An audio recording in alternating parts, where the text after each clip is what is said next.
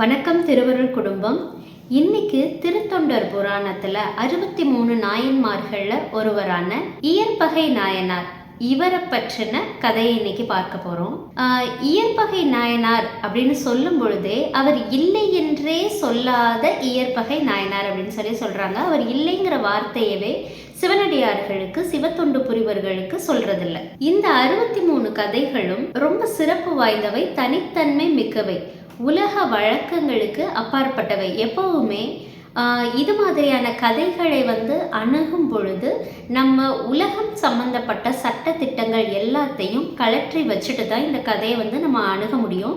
மனித வாழ்க்கையை நம்ம ஒரு நேர் பாதையில் வாழ்கிறதுக்காக நிறைய சட்டத்திட்டங்களை வகுத்து வச்சுருப்போம். இது இப்படி தான் நடக்கணும், அதாவது அப்படி தான் நடக்கணும், இது ஒரு நாடு, இது என்னோட எல்லை, இது உறவுகளுக்கான எல்லை, இந்த மாதிரி பல விஷயங்களை கட்டமைச்சு மனிதர்கள் வச்சுருக்காங்க.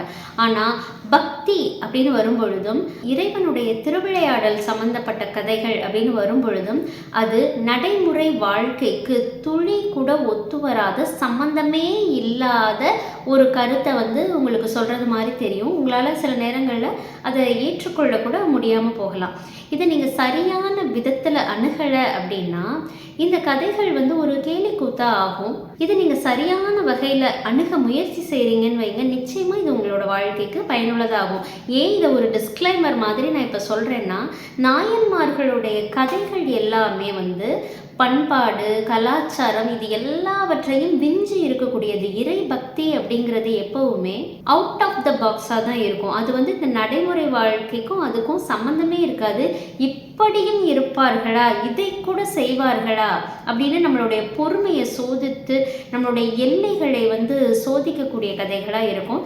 ஏன்னா இறைவனுடைய திருவிளையாடல், அவர் கழுத்தை இருக்கிற மாதிரியான ஒரு சில சோதனைகளை பக்தர்களுக்கு கொடுத்து அவர்களை சோதித்து பின்னர் அவர்களை ஆட்கொள்றார். இதை நீங்கள் புரிஞ்சுக்கணும். இந்த கதை இயற்பகை நாயனார் கதை. இது ஏன் எவ்வளோ ஸ்பெஷல், வரலாற்றில் இதுக்கு ஏன் ஒரு தனி இடம் இருக்குது அப்படிங்கிறத இந்த கதையை கேட்டிங்கனாலே உங்களுக்கு தெரிஞ்சு போகும். இயற்பகை நாயனார் எங்கே இருக்காரு அப்படின்னா கதைக்கு வருவோம். காவிரி பூம்பட்டினத்தில் வசிக்கிறாரு. சோழ நாடுக்கு உட்பட்ட ஒரு இடத்துல வசிக்கிறாரு. இவர் மிகப்பெரிய செல்வந்தர். ஏன்னா இல்லை என்றே சொல்லாத ஒருவர் இல்லையா. அவர் அவ்வளோ பெரிய பணக்காரராக இருக்கிறதுனால தான் கேட்பவர்களுக்கு இல்லை என்ற வார்த்தையவே சொல்லாமல் அவர் இந்தாங்கன்னு கொடுத்துக்கிட்டே இருக்காரு. சிவனடியார்கள் எதை கேட்டாலும் அதை மறுக்காமல் கொடுக்கக்கூடியவர். இப்போ உன்னுடைய வாழ்க்கைக்கான தத்துவம் இதா, நீ இதை மீற மாட்டியா, இதை நீ என்ன கஷ்டம் வந்தாலும் மீற மாட்டியா, எதை கேட்டாலும் கொடுப்பியா, ஒரு கேள்வி வரும் இல்லையா. நீ பக்தி வச்சிருக்க, கரெக்டு, இறைவன் பேரில் இருக்க பக்தியால் நீ எதை இறைவனுடைய அடியவர்கள் கேட்டாலும் அதை கொடுத்துட்ற. அப்போ நீ எதை கேட்டாலும் கொடுத்துருவியா, என் மேலே இருக்க பக்தியால் எதை கேட்டாலும் நீ கொடுத்துருவியா? இந்த கேள்விக்கு பதிலை தெரிஞ்சுக்கிறதுக்காக அந்த சிவனே இறங்கி வராரு. ஒரு வேதியர் வேடமிட்டு தூர்த்த வேடம் அப்படின்னு சொல்கிறாங்க. சிவனுடைய தோற்றம் அப்போ எப்படி இருக்கான், என்ன மாதிரியான ஒரு தோற்றத்தில் வந்திருக்காருன்னா, அவர் ஒரு காமுகனை போல வந்திருக்கிறார். ஒரு காமம் சார்ந்த இழிவான விஷயங்களை எதிர்பார்க்கக்கூடிய ஒரு மனிதனாக, மாற்றான் மனைவியை கவரக்கூடிய ஒரு நோக்கத்தோடு அந்த தோற்றமே அதை வெளிப்படுத்தும் வகையில் ஒரு வேதியர் வேடமிட்டு சிவபெருமான் அங்கே நிற்கிறாரு. இயற்பகை நாயனாரை அணுகுகிறார். அணுகும் பொழுது இவர் புன்முறுவலோடு, மிகுந்த சந்தோஷத்தோடு, ஏன்னா அவர் இறைவனுடைய அடியார் இல்லையா, அதனால புன்முறுவலோடு வரவேற்கிறார். எனக்கு உன்னிடத்துல ஒரு விஷயம் கேட்கணும், அதை நீ எனக்கு தரணும். யார் கேட்டாலும் இல்லைன்னு சொல்லவே மாட்டியாமே, அதனால தான் உன்கிட்ட ஒரு விஷயத்த நான் வேண்டி வந்திருக்கேன், அது நீ கொடுப்பியா அப்படின்னு சொல்லிட்டு இவர் கேட்குறாரு. இந்த வேதியர் வேடத்தில் இருக்க சிவபெருமான் இயற்பகை நாயனாட்ட கேட்குறாரு. இயற்பகை நாயனா என்ன சொல்கிறாரு, ரொம்ப சந்தோஷம், என்னிடத்துல இருக்க எந்த பொருளாக இருந்தாலும் நீங்கள் கேளுங்க, நான் அதை மறுக்காமல் உங்களுக்கு தருவேன் அப்படின்னு சொல்கிறாரு. அப்போ இவர் என்ன கேட்குறாருன்னா, நான் மனதில் எண்ணி வந்தது உன் மனைவியை தான் அப்படின்னு சொல்கிறாரு. உன்னுடைய மனைவியை நீ எனக்கு கொடு அப்படின்னு கேட்குறாரு. கேட்டோன்னே, இந்த வார்த்தையை கேட்டோன்னே இயற்பகை நாயனார் என்ன பண்ணுறாருன்னா சந்தோஷப்படுறாரு.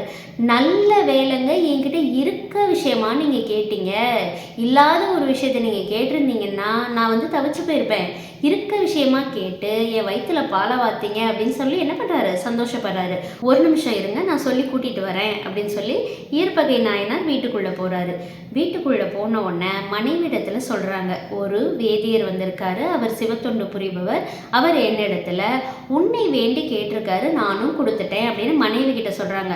மனைவி என்ன பண்ணுறாங்க, ஒரு நிமிடம் கலங்குகிறார்கள். ஐயோ என்ன பண்ணியிருக்காங்க, என்ன ஆச்சு, ஏன் அப்படின்னா அந்த இன்ஃபர்மேஷனை நம்ம வந்து ப்ராசஸ் பண்ணணும் இல்லையா, என்ன நடந்திருக்கு, நம்மளை சுற்றி என்ன நடக்குங்கிறத ப்ராசஸ் பண்ணணும்.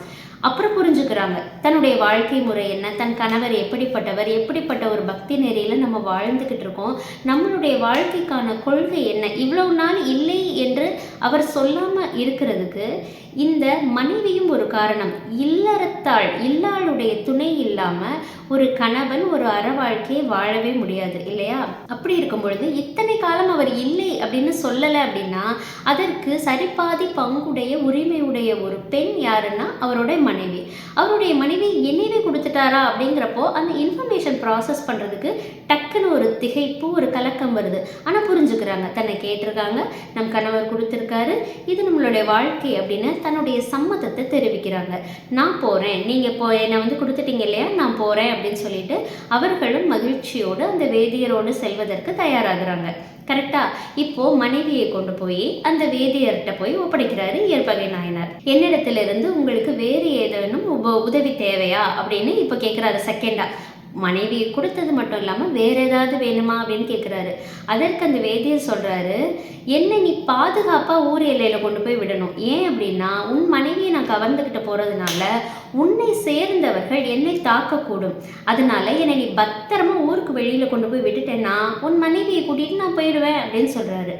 இதை கேட்ட உடனே சரி, இதற்கு மேலேயும் இவர்களை தாமதப்படுத்தக்கூடாது, இவர்களோட டைம் வேஸ்ட் பண்ணக்கூடாதுன்னு சொல்லி டக்குன்னு போர்க்கோலம் பூண்டு வாலம் கேடயமா வந்து இந்த இயற்பகை நாயனார் நிற்கிறாரு. அதுக்குள்ளே இந்த விஷயம் தெரிஞ்சு போகுது. பெண்ணுடைய சொந்தக்காரர்கள், பையனுடைய சொந்தக்காரர்கள் என அத்தனை பேரும் இவன் என்ன கிறுக்கன் ஆயிட்டானா, கட்டண பொண்டாட்டிய யாரோ ஒருத்தனுக்கு வந்துட்டு கொடுக்குறாரே, கூட்டிகிட்டு போன்னு தானம் பண்ணிட்டானே அப்படின்னு சொல்லிட்டு கோபம். அப்போது இவன் கேட்டதுனால தானே, இந்த வேதியர் கேட்டதுனால தானே இவ்வளோ குழப்பமோ அப்படின்னு சொல்லி அந்த வேதியரை தாக்க முற்படுறாங்க. ஆனால் இந்த இயற்பகை நாயனார் என்ன சொல்கிறாரு, தான் கொடுத்த பொருளையும் யாருக்கு கொடுத்தோமோ அவங்க 2 பேரையுமே அந்த எல்லை வரைக்கும் கொண்டு போய் சேர்க்குறாரு. அந்த போகிற வழியில் அவர் வந்துட்டு என்ன பண்ணுறாரு, குறுக்கிட்டவர்களை வெட்டி வீழ்த்து விடுகிறார். எனக்கு வழி விடுங்க இல்லைன்னா கொன்றுவேன்னு அவர் வந்துட்டு சொல்லி பார்க்குறாரு. ஆனால் விடுவாங்களா, இல்லை இல்லையா. அப்போது இவர் என்ன பண்ணுறாரு, தன்னுடைய வாளாலேயே எல்லாருக்கும் பதில் சொல்லி மற்றவர்கள் எல்லாத்தையும் கொன்று வீழ்த்திட்டு 2 பேரையும் ஊர் எல்லையில் கொண்டு போய் விடுறாங்க. அப்போ என்ன சொல்கிறாரு, இயற்பகை நாயனாரை இந்த இடத்துல இருந்து உன்னுடைய துணை எனக்கு தேவையில்லை, நீ போகலாம் அப்படின்னு சொல்லிட்டு சொல்கிறாரு. அவரும் போகிறாரு இயற்பகை நாயனார். அப்போது அவர் என்ன பண்ணலையாம், திரும்பி கூட பார்க்கவில்லையாம். இயற்பகை நாயனார் தன்னுடைய மனைவியை அனுப்பிச்சு வச்சிருக்கார் இல்லையா, விட்டுட்டு பிரியா விடைக்காக அவர் திரும்பி கூட பார்க்காம பற்று இல்லாமல் அவர் வந்து சென்றிருக்கிறார். ஏன்னா அந்த அளவு மனப்பூர்வமாக அந்த கேட்டதை அவர் கொடுத்து விட்டு வந்திருக்கார். இப்போது இது வந்து எதற்கான நேரம் அப்படின்னா தரிசனத்திற்கான நேரம். ஏன்னா சோதனை காலம் முடிஞ்சிருச்சு இல்லையா, எல்லாத்துலேயும் பாஸ்ன்னு இயற்பகை நாயனார் அவருடைய மனைவி இருவருமே பாஸ் பண்ணிட்டாங்க. அப்போ என்ன ஆகுது அப்படின்னா எல்லாருடைய கண்களும் இப்போ வந்து திரும்ப இயற்பகை நாயனாரை வந்துட்டு கூப்பிட்றாரு, நீ நெல் இங்கே வா அப்படின்னு கூப்பிட்றாரு. அந்த வேதியர் இயற்பகை நாயனாரை கூப்பிட்றாரு, இன்னும் ஏதாவது செய்யணுமா அப்படின்னு கேட்கும் பொழுது அப்போ அவர்களுடைய கண்கள் மறைத்து அந்த வேதியர் கோலத்தில் இருந்த இறைவன் மறைந்து ரிஷப வாகனனாக வந்து காட்சி தராரு. யார், அம்மையப்பரா காட்சி தராங்க. இவங்களுக்கு காட்சி தந்து இப்படி ஒரு இது, எதை கேட்டாலும் நீ இல்லைன்னு சொல்லல, கடைசியாக உன் இல்லாலை கேட்டு கூட நீ மறுக்கவே இல்லை. நீங்கள் வந்துட்டு ரொம்ப ஒரு ஆத்மார்த்தமான ஒரு புனிதமான தம்பதி, உங்களுடைய பக்திக்கு எல்லைகள் இல்லை. உங்களுடைய பக்தியை மெச்சி நான் வந்து என்ன பண்ணுறேன், அந்த முக்தி தன்னோடு இறைவன் வந்து சேர்த்து கொள்கிறார். அது மட்டும் இல்லாமல் இந்த விளையாடலுக்கு தன் உயிரை தியாகம் பண்ணாங்க பார்த்தீங்களா சொந்தக்காரர்கள், அத்தனை பேரும் சொர்க்கம் சென்றடைந்தார்கள். இந்த கதையில் சொல்கிறாங்க. இதுதான் இந்த கதையோட முடிவு. இந்த கதை ரொம்ப கான்ட்ரவர்ஷியலான ஒரு கதை. இதே மாதிரியான ஒரு சூழ்நிலை வந்து நம்ம மகாபாரதத்தில் பார்த்துருப்போம். ஆனால் அதோட கொஞ்சம் தான் வித்தியாசப்படும். திரௌபதியை தர்மன் என்ன பண்ணுவான்னா பணைய பொருளாக வச்சு தோர்த்து போயிடுவான். தோர்த்து போனோன்னா திரௌபதி எங்க கேட்பா, நீ உன்னை தோற்ற பிறகு நீ வந்து ஒரு அடிமையாயிடுற, நான் ஒரு மகாராணி, அப்பவே உனக்கும் எனக்குமான உறவு அருந்து விட்டது அப்படின்னு சொல்லி திரௌபதி என்ன பண்றாங்க, நான் அடிமை அல்ல, நீ என்னை வந்து ஒரு தாசியாக அவன்கிட்ட அனுப்புறதுக்கு உனக்கு உரிமையே கிடையாதுன்னு அதை மறுத்துருவாங்க. ஆனால் இந்த இடத்துல என்ன ஆகுதுன்னா, கணவன் கொடுத்துட்றாரு மனைவியை. இந்த ரெண்டு இடத்துலையும் வித்தியாசப்படுறது என்னன்னு கேட்டால், கன்சென்ட் அந்த காரியத்திற்கான நோக்கம். மகாபாரதத்தில் பார்த்தீங்க அப்படின்னா, திரௌபதியை சூழ்ச்சியின் மூலம் அவமானப்படுத்துவதற்காகவே ஒரு வலை பின்னப்பட்டு அது அவமானம் என்ற அந்த நோக்கத்துக்காகவும் தோல்விங்கிற நோக்கத்துக்காகவும் நடத்தப்பட்ட ஒரு நாடகம். அப்படி இருக்கும் பொழுது மகாராணியான திரௌபதி அதை வந்து ரொம்ப அழகாக கையாண்டு இருப்பாங்க. அப்போ அந்த நேரத்திற்கான நியாயம் எது? நீங்க என்ன பணைய பொருளாக வைக்கிறதுக்கு உங்களுக்கு உரிமையே இல்லை அப்படின்னு சொல்லி தர்மன் வந்துட்டு சொன்ன விஷயத்தை திரௌபதி மறுத்துடுவாங்க. ஏன்னா நீங்கள் உங்களை இழந்துட்டீங்க, நீங்களே முதல்ல ஒரு அடிமைக்கு ஒரு மகாராணியை வைத்து ஆடுறதுக்கான ஒரு பந்தய பொருளாக வைக்கிறதுக்கான எந்த உரிமையுமே இல்லையே அப்படின்னு சொல்லி திரௌபதி மறுப்பாங்க. ஏன் அப்படின்னா அதோட நோக்கம் சூழ்ச்சிங்கிறதுனால. ஆனால் இந்த இடத்துல என்ன ஆகுதுன்னா, எல்லாருக்குமே இந்த கதையை கேட்டு ஒரு சின்ன கோபம் வந்திருக்கும். என்ன பொண்ணுங்கன்னா என்ன கிள்ளுக்கீரையா, அவங்க என்ன ஒரு பொருளா தூக்கி கொடுக்கறதுக்கோ, ஒருத்தர் வந்து தானம் பண்ணுறதுக்கோ பெண்கள் என்ன ஒரு பொருளா அப்படின்னு நம்ம நினைக்கலாம். இது இந்த உலக வழக்கம் இல்லையா? நான் முதல்லையே சொன்ன மாதிரி பக்தி அப்படின்னு வந்துருச்சுன்னா அதோட எல்லைகள் வித்தியாசமானது, அது காட்டக்கூடிய வெவ்வேறு பரிமாணங்கள் வந்துட்டு வித்தியாசமானது.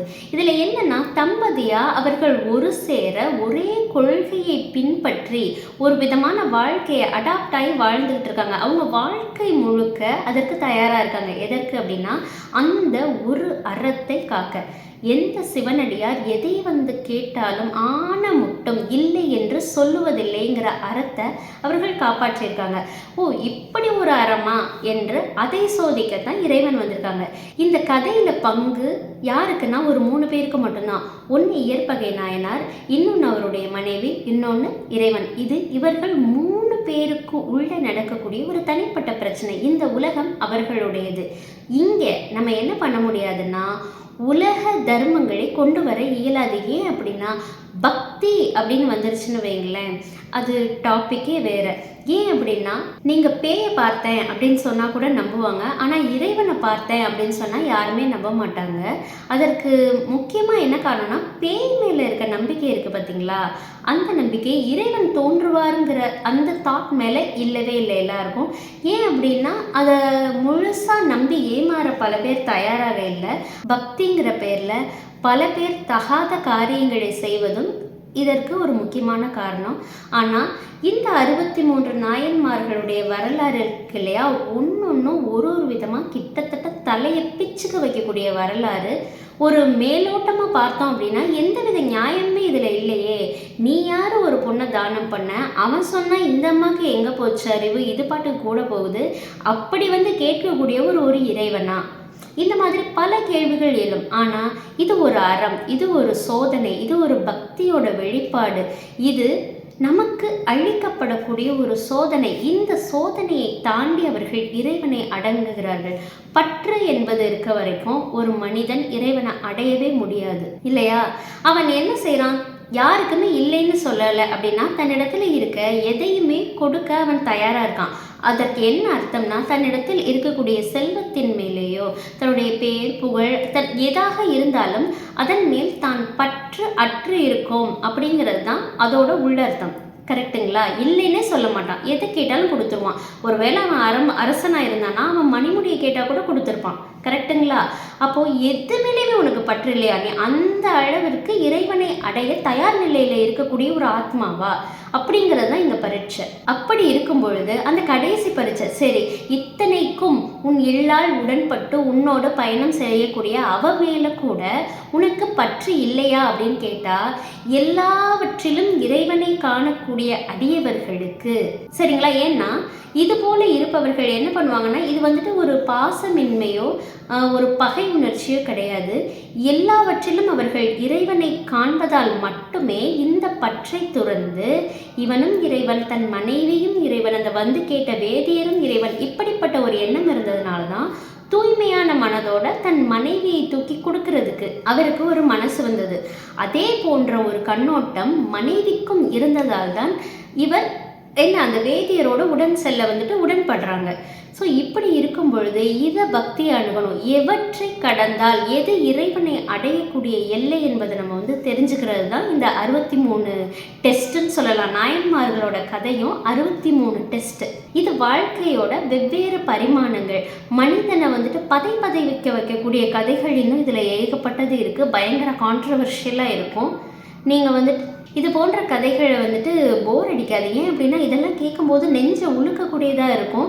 இன்றைக்கி நாம் பேசக்கூடிய நியாயங்கள் எதுவுமே இந்த கதைக்கு செல்லுபடியாகாது. இன்னும் மேற்கொண்டு தொடர்ச்சியாக நம்ம இறை சிந்தனையில் இருக்கக்கூடிய இது போன்ற கதைகளை கேட்போம். தொடர்ந்து 63 நாயன்மார்களோட கதைகளையும் நம்ம வந்துட்டு இங்கே பேசுவோம், தெரிந்து கொள்வோம். மறக்காமல் சப்ஸ்கிரைப் பண்ணுங்கள் திருவருள் நந்தினி சேனலுக்கு. நீங்கள் நான் 2 பேரும் இறைவனுக்கு பக்கத்திலேயே இருப்போம். நன்றி, வணக்கம்.